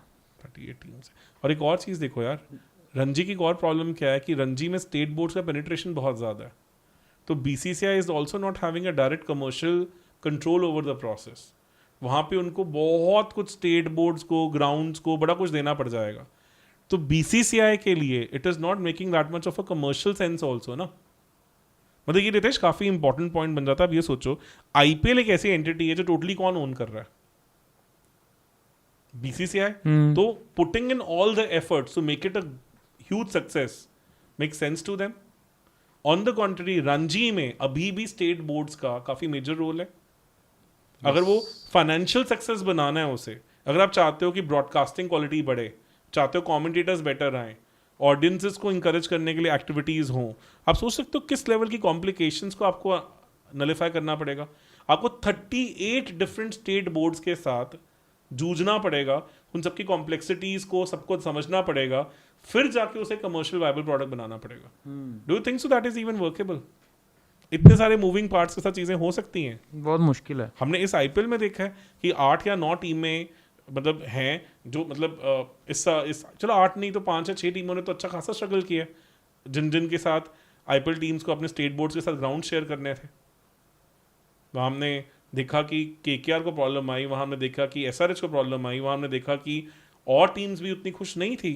तो वहाँ इतनी कॉम्प्लिकेशंस हैं जहाँ पे सिर्फ 8-9 टीम्स हैं 38 टीम्स के साथ with all better, I would say, interference from the state boards. Do you think so that can ever become a commercial product? तो जब commercial product ही नहीं बनेगा तो how can even get the eyeballs? तो BCCI के लिए भी तो ज्यादा सेंस बनती है ना कि IPL को ही एक माँ की चीज बनाए जिसमें से सब कुछ निकल के आ रहा हो। Makes sense. बिकॉज अदरवाइज वो कॉम्प्लेक्सिटीज में से निकल के आना ऊपर बहुत मुश्किल है। लॉबीज हैं, बहुत कुछ है यार। तो फिर BCCI का क्या इंसेंटिव है कि रणजी में भी पैसा इन्वेस्ट करना, जैसे सैलरीज बढ़ा दी, सब कुछ कर दिया? स्काउटिंग तो है ही है ना यार। इकोसिस्टम तो है। तो ये आप ये कह रहे हो कि रणजी, विजय हजारे या स्मैट, ये एक वो है ऑडिशन है फॉर आईपीएल, एंड फिर आईपीएल ऑडिशन है फॉर व्हाट्सएवर फॉर्मेट, है ना? यही हो रहा है आज की डेट में, तो यही है बस। इसमें कोई सेकंड थॉट नहीं। हम इसको harsh reality of Indian cricket माने, जो मर्जी माने, but this is the ground reality, because creating that funnel for BCCI also makes sense, because once the player is in the IPL league, it is more controllable for them. तो parameter उनके हाथ में ज्यादा है। तो guys we really hope आपको ये podcast, ये कॉन्वर्सेशन पसंद आई होगी, तो हमें ज़रूर आप कमेंट सेक्शन में बताएं। वही मेरा मेन पर्पस आज यही था कि हम ये भी समझें कि आप सोचो कि वेस्ट इंडीज क्रिकेट तक का भी रिवाइवल कहीं ना कहीं CPL से हुआ है, क्योंकि CPL has been able to I would say outrun all the complexities that the West Indies cricket had. तो SA-20 भी काफ़ी अच्छा रिवाइवल हो सकता है for south African cricket, because otherwise जो पुराने रॉटन सिस्टम्स हैं ना, जो डोमेस्टिक सिस्टम्स चल रहे हैं, apart for few countries, it is so complicated, so complex, it is not an easy thing to do. तो वो बहुत बड़ा चैलेंज है।